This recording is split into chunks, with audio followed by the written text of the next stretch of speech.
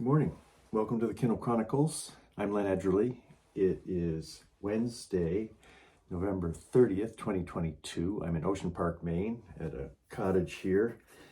And it's a big day because this is the day that in approximately 3 hours, the embargo is going to lift on the Kindle Scribe review unit, which I've been using for 12 days now. So in this special episode of the podcast, I'm going to give you my first impressions, more than first impressions, because I've actually been using it regularly. And so I want to give you a feel for it.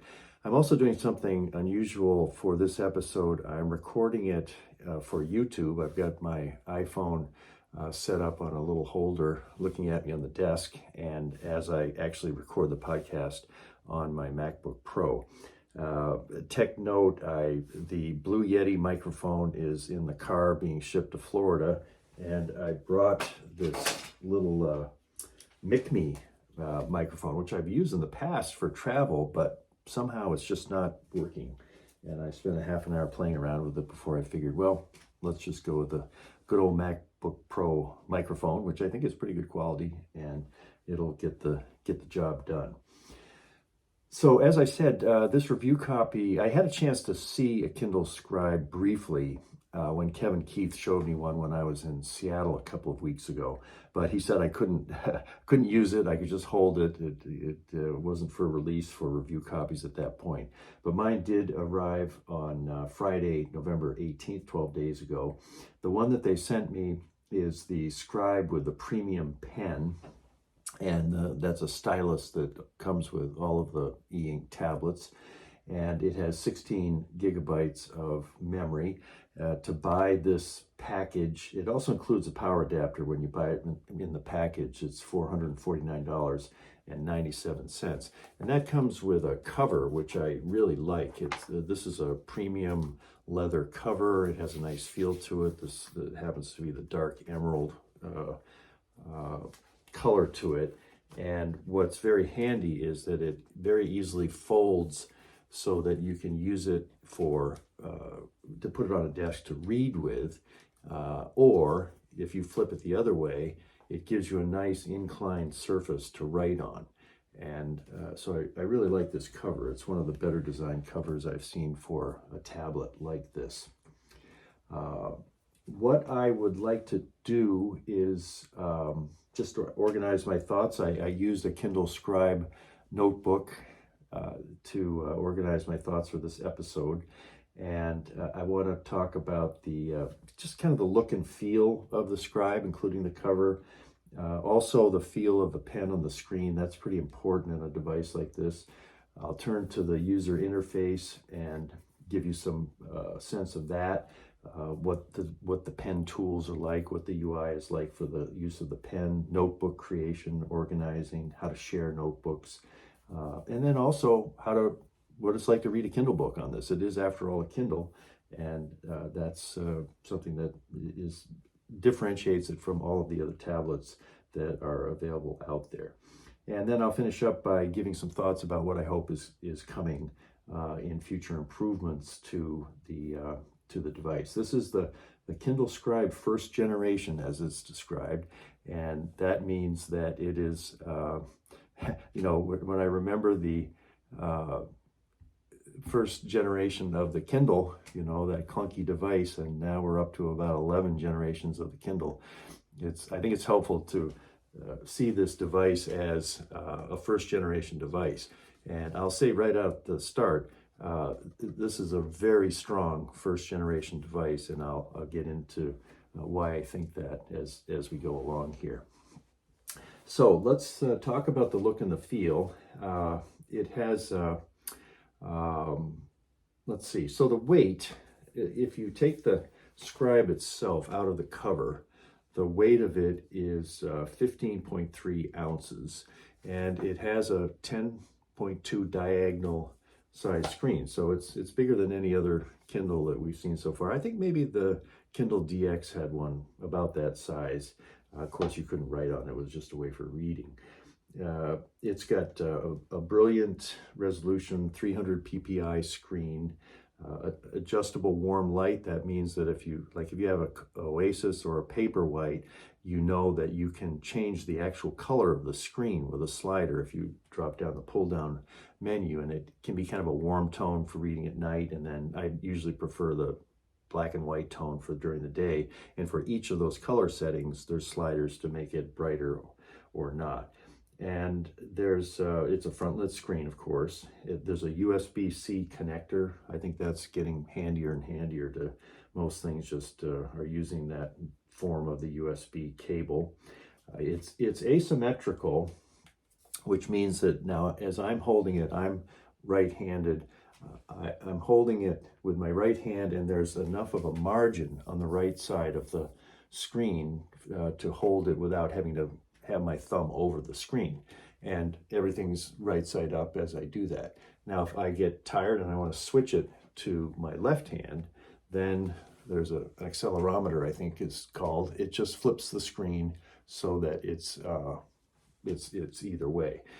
And that's kind of handy. It gives you, if you're holding it in your hand without the cover, you've got two ways to do it, and it'll flip just to match either way. I'll put this back into the cover here so I can follow along in my notes. There are two kinds of the pen, and as I said, this one shipped with the premium. I have to be careful. I've got so many different pens here. No, that's not the right pen. This is the Kindle pen. Yeah. This is a premium pen, and the distinction is it has an eraser. I mean, it's plastic, but if you want to erase something on your screen, you're writing along with the stylus, and then you just flip it like you would a pencil, and then if you make just the kind of motion you would with an eraser on a yellow pencil, it will erase whatever you wrote. And one thing that's kind of cool is you've got all these different templates, so you can pick different lines of to write on, and as you're erasing, the line will erase as you're erasing what you wrote on it, but then in a moment or two, the line reappears with nothing on it. That's kind of a nice feature of it. The other thing the premium pen has is a button, and for those of you viewing the YouTube, I'll hold this up. It's just a simple button down toward the front of the pen, and you can program that. I've got it set so if I'm writing with the pen and I hit that button, then the pen turns into a highlighter. And I could be, for example, if I'm reading a Kindle book, I just press the pen and all of a sudden I'm highlighting instead of writing. Then if I hit it again, it goes back to, now I may have to hold it to do that. You'll find that out if you get the premium pen.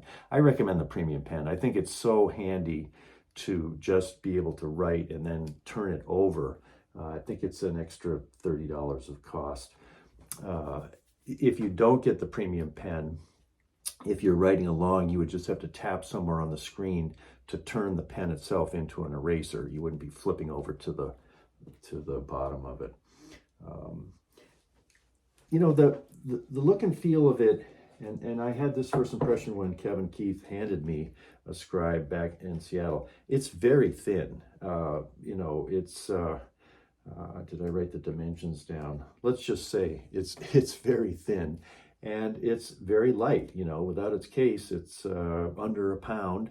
And when you feel it, I don't have the feelings I had of the first generation Kindle, which was kind of blocky and clunky. Of course, we didn't know, we hadn't seen all the rest of them. But this first generation starts out quite elegant in the feel of it. And the screen itself is, it's brilliant, it's clear, it's fast, and it's very pleasing, I'll say that. Once you add the cover, you get a lot of functionality. As I said, you can, put it on a desk and read it, or you can use it to slant and make it better writing surface. It does add quite a bit of weight. And by the time you get this cover on, it adds 7 ounces. So you're up to about 1.5 pounds. If you're holding the Scribe with its cover, it's a little heavy. I've got to be careful not to wiggle the desk here because my iPhone holder is kind of bouncy. And but the next thing I want to talk about in the look and feel of it is the most important aspect of one of these tablets. And I have 3 others that I've tried, and in a later comparison video I'm going to talk about them. But it's the Boox Note Air made by Onyx, a Chinese company, the Kobo, Elipsa, and the Remarkable, which has been kind of the dominant one for the last few years. And in each of those, the first thing I do is I open a document, and let's see, I think I'll just I'll add a new one here. And well, I can just write on the notes I've got here. The first thing that I do when I test one of these is to write something. And you know immediately if it's pleasing. Okay, so I've got a blank page here. When I'm writing on the Scribe, the point of the stylus is actually, it runs out. If you're using it after a period of time, it'll get down to where you need to replace it, because it's some kind of material that as you are writing on the screen, it's kind of wearing out, and that's where you get this feel that it's very different from using an Apple Pencil on an iPad, which is a complete glassy surface, plastic on glassy surface. On these e-ink devices, they all use some form of this technology. So you're getting a pencil-like feel as you work along the screen, and it has to be instantaneous.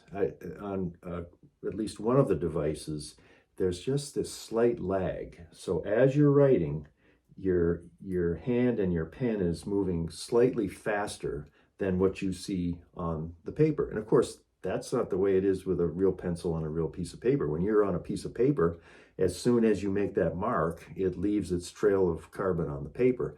And so I think for a device like this to start to make that equality with what we know and love, paper and pencil or pen and pencil, it's got to be instantaneous. No lag, no latency, as they call it. Now, the other thing that I've noticed is that when you design the screen and you design the stylus, there are very subtle differences in how much does it feel glassy? Does it feel sort of smooth and pleasing? And some of them seem a little on the glassy side. Some of them seem a little more paper-like. I think the Scribe is right at the sweet spot, because as I write, it feels comfortable. It doesn't feel digital, I guess I'll say. And so on that kind of, nuanced quality, I think they've hit just the right spot. And let's see, no latency. Yeah, I think Amazon nailed the basics in creating something that you can write on. And I'm so pleased with that, because I think that's a high hurdle, especially something this thin and this fast, and at the price point they're selling it at. I bet there were a lot of corners they could have cut that would have helped on some of those other dimensions, that would have shown up in, does this feel good? Does it feel good when you write it? And the answer to that question, in my opinion, is absolutely. It just feels terrific. Now, for the user interface, one thing which is totally distinctive on the Scribe is it can read your Kindle books, and it's and the way of navigating it is just like a Paperwhite, is just like a basic Kindle, is just like an Oasis. All of the e-ink devices, if you've used one, you once you turn to reading your books or getting into your I have trouble making this visible for the video. You don't have to learn a new user face. It's if you're at the home screen, you're looking at your recent items, and all of the usual things are kind of helping you find the next thing to buy from them. And along the bottom, just like on the other Kindles, it says Home, library, and then there's a little thumbnail of the page that you're looking on. And then the only new thing is there's a new tab at the bottom titled Notebooks. And that's where, if you're finished reading your Kindle book, you know, you've been reading, taking advantage of the nice big text, and well, oh no, I got to remember, I got to work on that outline I'm doing for the podcast. You tap up top, just like the way you always do for your Kindle things. You tap home, and then you go to tap Notebooks down at the bottom, and you can go back to the document you were doing or create a new one. So that's a big advantage of this device if you come to it from having spent a lot of time reading on a Kindle, and you're going to find your way around these this device, the Scribe, in a way that's very easy. I think that's a good thing. And here we go. So let's go back into TKC 702, and we were talking about the interfaces just like a Kindle, and yeah, and the other thing that's just like the Kindle is, you know, if you tap on the top of the screen, you get that drop down that gives you where you control the brightness and the color. All of that is the same if you're doing a notebook as opposed to reading a book. I think I'm going to do a video that gives a real demo of the user face, but I think because some of you are listening to this as opposed to seeing it on the video, and plus I'm not really set up to share my screen with a video on this sometimes bouncing arm I've got for the iPhone. But let me talk in just overall terms. Each of these devices, when you get into a document, give you different kinds of tools. You've got the same kind of a stylus, but it does different things depending on the different devices. And I think that the Scribe has started out with a good solid set of things that you can do with the pen. You can set different widths of the line as you're drawing. You can change it to a highlighter. There's 5 different gradations for the width of your line. And when I make a note from my morning journal, the Alexa flash briefing I do each weekday on my iPad, I always make the title in the biggest, widest choice I have for the Apple Pencil, and it's bold, and I just feel like, okay, there's the title. Same thing for the Kindle Chronicles, TKC 701. Then I shift to, I usually shift to the one step up. I don't like the thinnest one, which is called Fine. I like the one that's one up, and it's titled Thin. So again, you're getting the ability with the settings on how the Scribe pencil works to make it feel just the way you want it, and different people will want one of these 5 settings. The eraser, if you have the premium pen, no, I'm sorry, the eraser, if you're using it with a basic pen, it'd be the same as the premium pen, but you can erase things even if you don't have that premium pen. You get some settings. Again, you get to say from fine to heavy. In other words, is the point of your stylus a big fat eraser, or is it a very precise little eraser? And depending on what you're trying to erase, that's a handy thing to be able to do. There's also a choice to erase selection. And this gets to something which some of the other tablets like Remarkable have a few more choices than the Scribe does.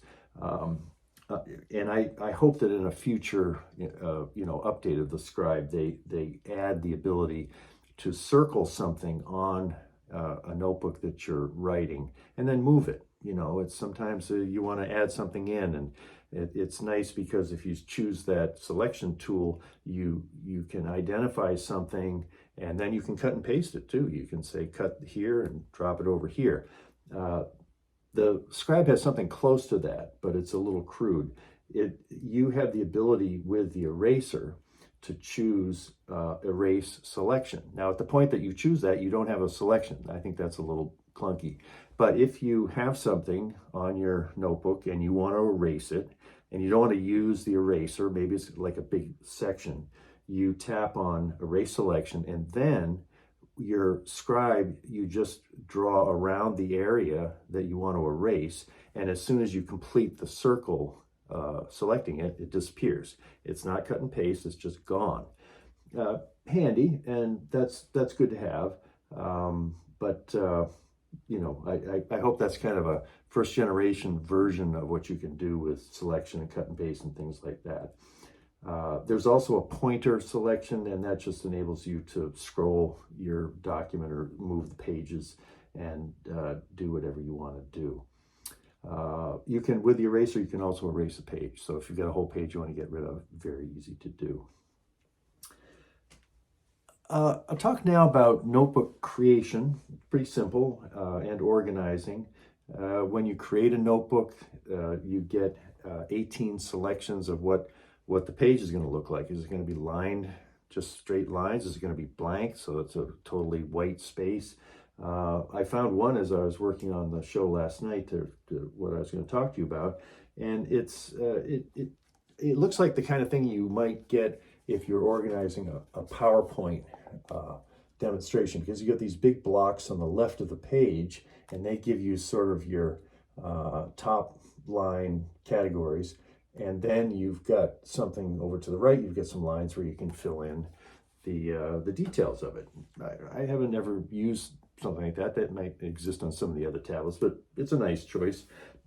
There are some templates that give you like to-do lists, little check marks that you can check in when you finish your to-do list. But anyway, 18 choices there. And I think it's either 8 or 18. I've got my notes here, but I think it's 18. There's quite a few of them. Okay, so I'm looking at my notes. You can create folders. Let's go to that. If you have a bunch of things that are in a certain category, like in my case, TKC is stuff that is for the Kindle Chronicles, I've got a folder and I can drop several notebooks into that folder. I can't nest the folders. In other words, I can't have a TKC folder and then a folder just for a certain episode, but that's okay. It's a handy little thing to keep. If you've got a ton of notebooks on your Scribe, it's nice to be able to gather them into folders, and they've done that pretty well.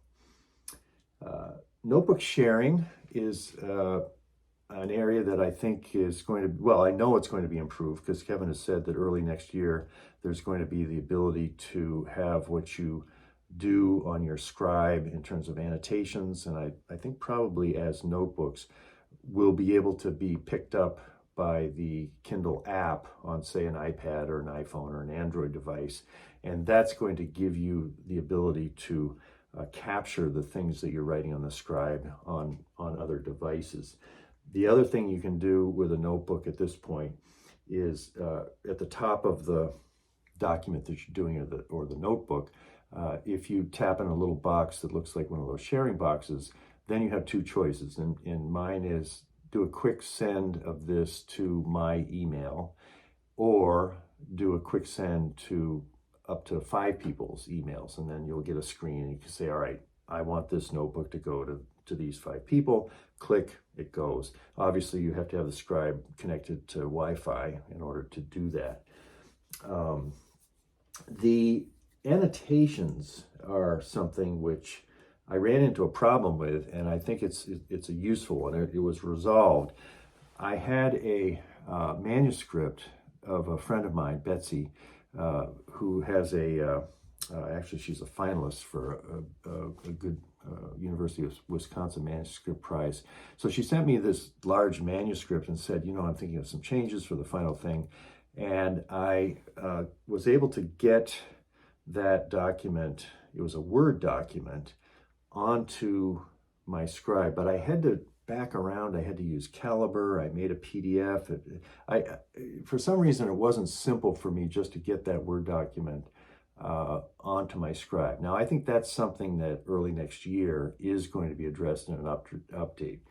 Kevin has said that Microsoft Word is going to have a much easier way to move from a computer or anywhere else onto the Scribe, and that'll be helpful. But in my case, when I finally did get the PDF onto my Scribe, I was able to annotate it, and I thought, great, I've got this just what I want to do. I want to make some comments on the poems and suggest, well, maybe this one, maybe not that one. And then when I got done, I couldn't find a way to send it to her. And I tried all different ways, and then I got in touch with Alex McClure, the public relations guy who's been so helpful to me in this. And he said, there's a little box up in the top. And I looked at the document. I said, well, there isn't a little box. I sent him the screen share. And then I said, well, I have another PDF on my Scribe. It was a 99-page insurance policy for our home in Sanibel, which, you know, it's a Lloyd's of London policy that's 99 pages. And believe me, I've been reading that thing pretty closely these days because I've got a bit of an issue with what can be in my claim. But I had annotated that, and sure enough, at the top of the document, there was a little box, and I could share it. I could send it back to my email. I could do whatever I want with it. But on that PDF, it was easy to share. On the PDF that I had kind of made in a circuitous route, somehow it hadn't, maybe the Scribe software said, this isn't a real PDF, or this doesn't meet these kinds of parameters that we are going to treat it like a PDF and therefore make it easy to send. You know, handling PDFs is always tricky, and different interfaces. It's never a slam dunk, but I'm glad that for at least one PDF, I was able to make annotations on the Scribe, send it off very easily, because that's, if you couldn't do that, and for when I was first addressing this, I thought, good grief, they put this thing out and you can annotate and do stuff, but you can't get, what's the point if you can't share it with anybody? That's not the case. You definitely can. If you find out you're having trouble with the PDF, you might have to, get a different version of the PDF. And this is going to be getting easier and easier as time goes on. Now, my Scribe screen has gone into sleep mode. There's a button here on the left side, which if I press, I can get right back and see what we're going to talk about next. Importing documents to the Scribe. The best way to do that now is something you may have already done with your other Kindles if you're doing it. I've done it a lot. Say you have a PDF and you want to get it onto your Scribe as opposed to your Paperwhite. If you're like me, you have several of these devices. So what I did was I went into the part of my account, which I use my computer to do this. It's called Manage My Content and Devices. And this is a very handy place where you can see what's on your different Kindles. You can see where the documents are that you've done. And so in that, if you dig around, you'll find a list of the email addresses of each of your devices. And in the case of the Scribe, when it arrived, it said it was kind of a complicated address. It was something at Kindle.com, and you can edit that. So I went in and I just changed to something that I could remember easily. So it was that at Kindle.com. So that became the address of my Scribe. At that point, I could go in and take a PDF and I think maybe a Word document. I'm not sure at this point, but whatever format the Scribe can handle, I was able to just attach it to an email, send it to my so-and-so at Kindle.com, and I'd say in, half a minute, depending on the size of the file, it would show up on the Scribe, and I could, open it up, I could annotate it, I could do whatever I wanted. There's Remarkable has the ability at this point, and I may have missed this in all of my time. When I write something on the Remarkable, it's instantly paired with my Remarkable app on my computer. So I don't have to be sending back and forth. If I have something and I drop it there, it just populates to the device itself. I feel sure the Scribe may already do that and I just missed it, or as they send out these updates next year, it's going to be easier and easier to access notebooks and annotated Kindle books on various devices.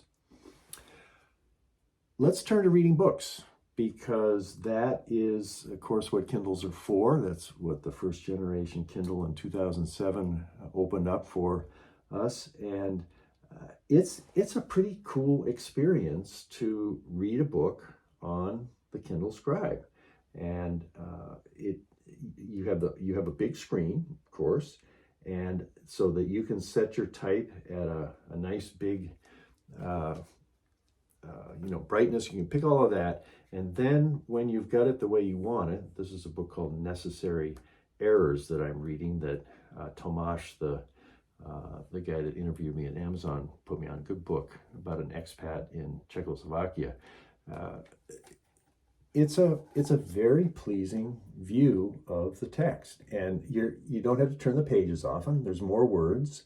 Sometimes I've thought, well, that was a big advantage of a Kindle, that I wasn't seeing so many words at once, and maybe I read more carefully that way.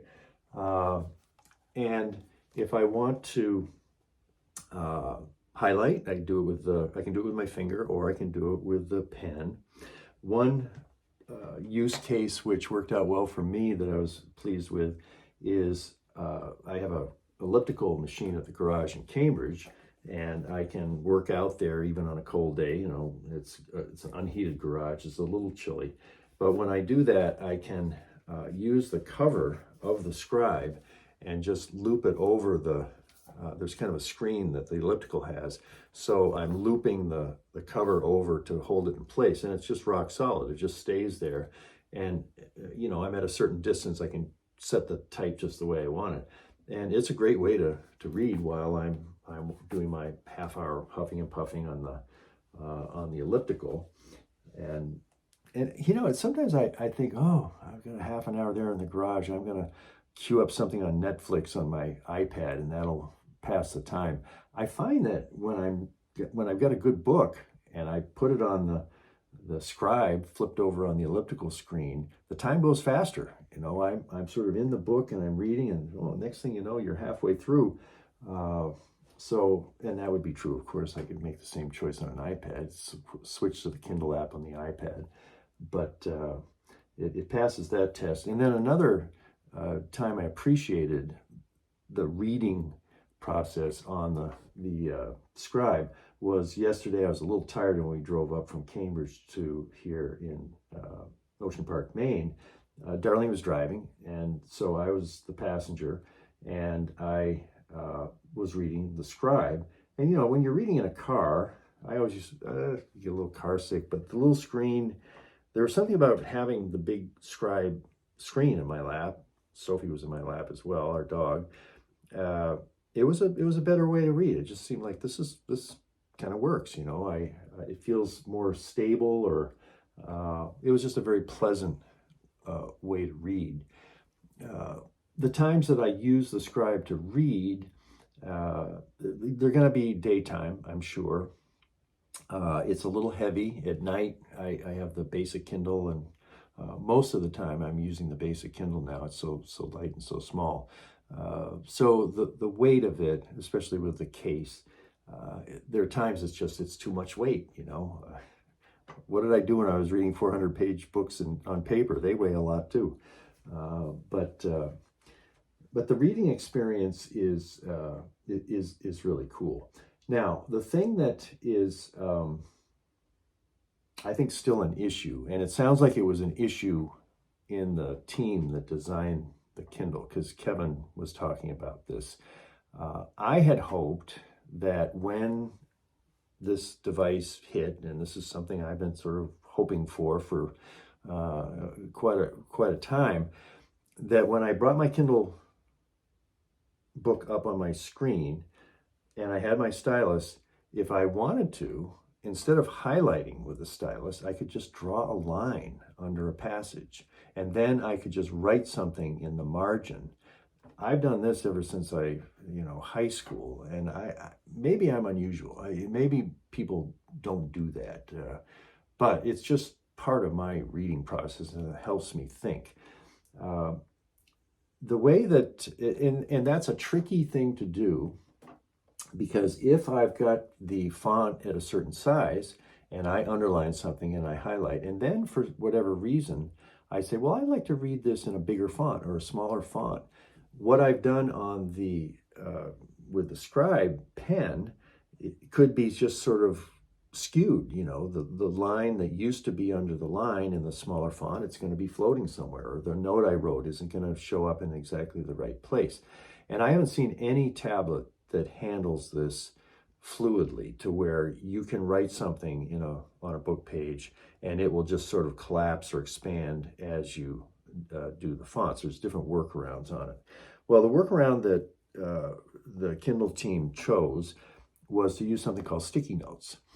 And what this is if I want to annotate, if I want to write something, I tap on the screen, and then it comes up with a good-sized window that I can write in. And I'll show you what that window looks like for the video here.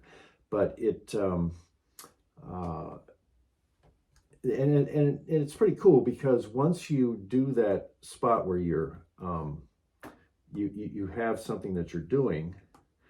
Okay, so I'm creating a note. So now when I create a note, on the previous Kindles, you could create a note and you'd have that little keyboard that would show up, and you'd have to kind of, hunt and peck for the letters, and it did have autofill, but it was slow and not very pleasing way to be working on a note.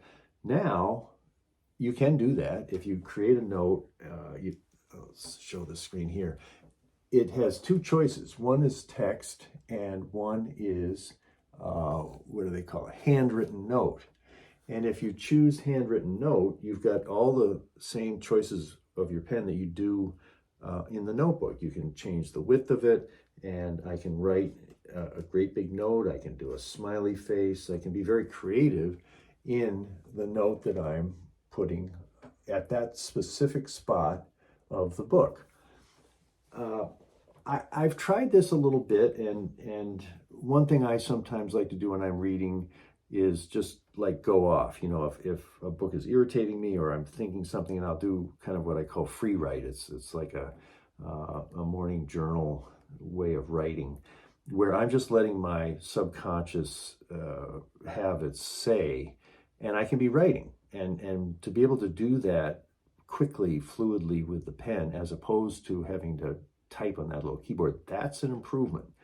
And I think it might be that I will learn new ways of using the sticky note as a way to annotate the book. And then when I want to see the highlights of the book, which I sometimes do if I'm preparing for an author interview, I'll be able to just pull all of those out, and I'll see highlighted passages, and I'll see the sticky notes. I'll see some little scribble that I made at a certain point in the book, and that could be very useful. So I think it's a solid way to start out annotating books. I had thought maybe the publishers were a barrier to this. I thought, gee, all right, if you say you can annotate a book and then somehow it can stay with the book, is that something that publishers, are saying, no, that's violating something? But Kobo has a way of doing it with its books, and they're, doing books from the same publishers, and you can write in a Kobo book the way I'm talking about. I can underline, I can do notes. If I change the font, they say this note was written in a different font, tap here to see it. So they're not expanding and doing that really tricky thing which I was talking about, but they apparently were able to do that and still have the same or very similar set of books from the big publishers that Amazon has. So I don't think it's an intellectual property issue. I think it's an engineering issue, and I think that'll be something that Amazon might have as a future choice. I certainly hope so. But I like the sticky notes. I think that's in this, as well as other choices that they made, they got the basics right. To start out with, the first generation Kindle Scribe, they made it the right size. They made it a good weight. They made the pen work fantastic. They made it able to read all of your Kindle books. All of these things that just had to be done right have been done right. And what happens next, I kind of compare it to our Tesla. You know, we've had 4 Teslas, and we got a Model 3 as soon as they were available. And the Tesla starts out, it's a pretty good car. It's not a Mercedes. You feel like you're kind of in a spaceship. You're in a functional vehicle as opposed to the lap of luxury, at least in the Model Y that we're driving. But it had all the gear, it had all the sensors and everything. The seats are comfortable. And then over time, they kept updating it. I chose the autopilot, which was, at the time I got it, it was a $10,000 increase. It's now up to 15. And gradually that just got better and better. There was more it can do. I now have the fully self-driving, which I think is too aggressive a name for it, but basically I can drive any street in that car because of things they did with the software. I didn't ever have to go to a dealer and say, do this brand new thing that you can do. It all came in over the internet. And it's a great feeling. I feel like, compared to the cars of yore, I'm driving something which starts out good, strong, and is just going to keep getting better. And I think, obviously Amazon's done that with all of the previous Kindles, and there's no reason to think that they won't with the Scribe. And that'll be fun. It'll be great because there'll be little updates to the app, or these things will kind of arrive. It used to be you'd go in and you'd find the update, or I would, and then side load it from my computer. These updates come pretty naturally these days. You'd have to be plugged into Wi-Fi. But I suspect, a year from now, there will be things that this Scribe that I have here will be able to do that it can't do now. And I'm looking forward to that. I guess that's about it. I am going to do a video. We're going to Florida tomorrow. We were able to rent a house 2 houses down from ours, which was damaged by the hurricane, so that we can't live in it. That's something I'm talking to my insurance company about, is they're dragging their feet on paying for the rental that I think they really need to, according to the policy. But anyway, we'll be down in Florida tomorrow. And then next week, well, I'll be set up. I'll have my Blue Yeti microphone, everything, all the gear will be there because we'll pick up the car at the airport. I'd like to just do a video that has a good view of these devices. I'll line up the 4 tablets and show you, what are the choices that each of the designers of these other tablets made, and how they kind of set a context for the Scribe. And it might be that you might want the Remarkable. I'd say that of the 4, the Remarkable is the best alternative to the Kindle Scribe at this point. I'm not going to be able to read my Kindle books on it. I mean, there might be workarounds using Caliber and who knows what to do it. But that part of it, the Scribe just owns. But the Remarkable's done a very nice job with, all of the UI choices. They've been at it 2 or 3 years now, so they're a little further down the road. I'm sure they hear big footsteps behind them as the Scribe hits. And I see they're doing a lot of advertising on Twitter about the Remarkable and the latest version of it. So that's an interesting comparison, to compare the Scribe with the Remarkable. And then the Kobo, I didn't really spend much time on because the action of the pen was so poor. The latency, and you'd write something and it just didn't turn out right. So yeah, they can let you annotate their Kobo books in a way I like, but if I can't get the pen to do what I want it to do, it's just sort of a failed state when it comes to an e-ink tablet. The Boox one is pretty interesting.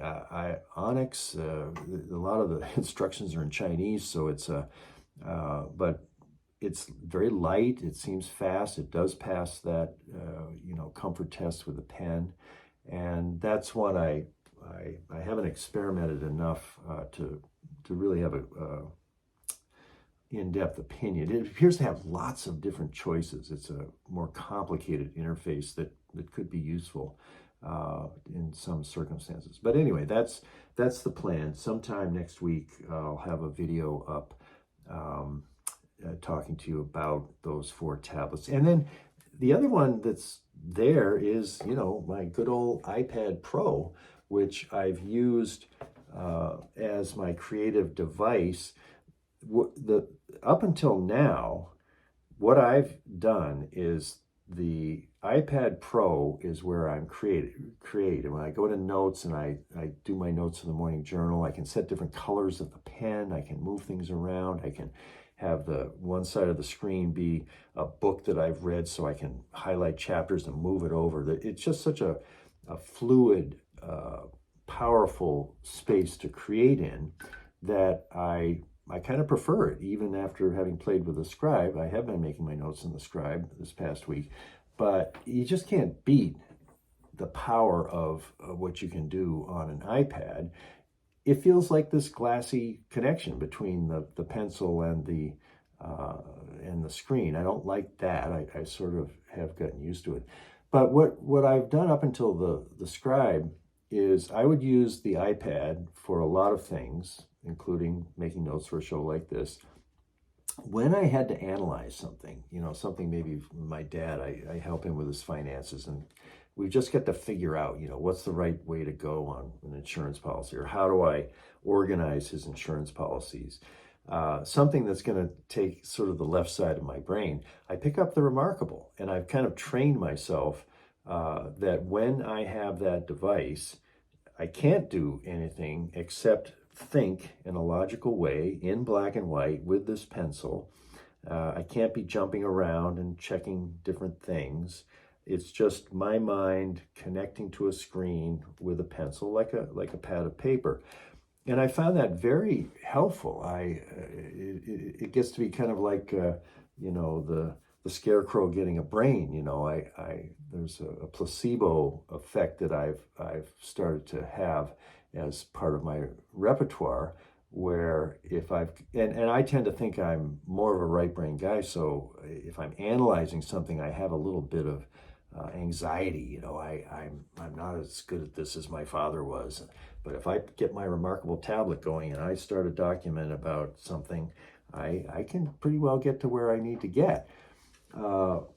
So I think I'll probably be just switching to the Scribe for that, but it's going to be a little complicated because the Scribe is also where I read books, or I could read books, and it might be that I just have the Scribe be the new place that my left brain hangs out or goes to think things through.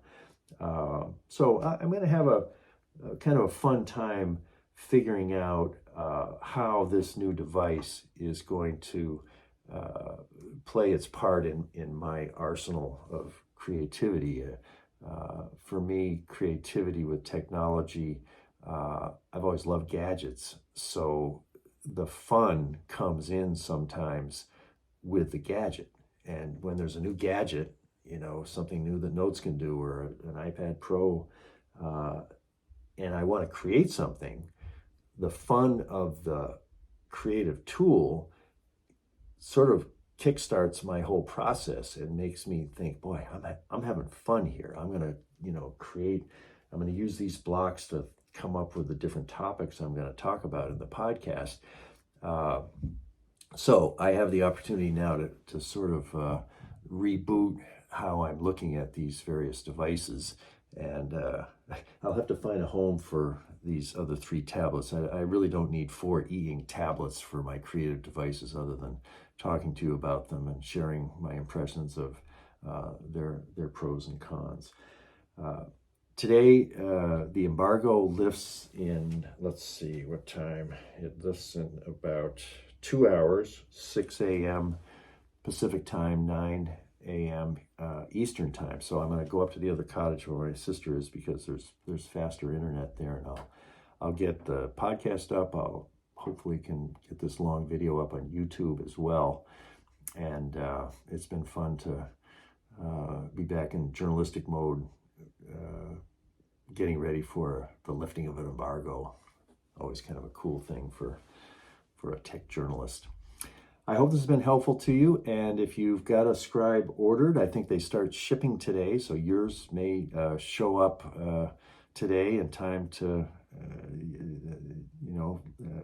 take into account some of the things I've said. And I really would love to hear comments from you, just things that I've said, or if you have a Scribe, things that you've learned that it does that you like or you don't like. And we'll have a chance to be part of the sending of responses back to the Kindle team as this goes forward. And I know they're going to be working on improving this first generation product, which has so much potential and has really has exceeded my hopes and expectations.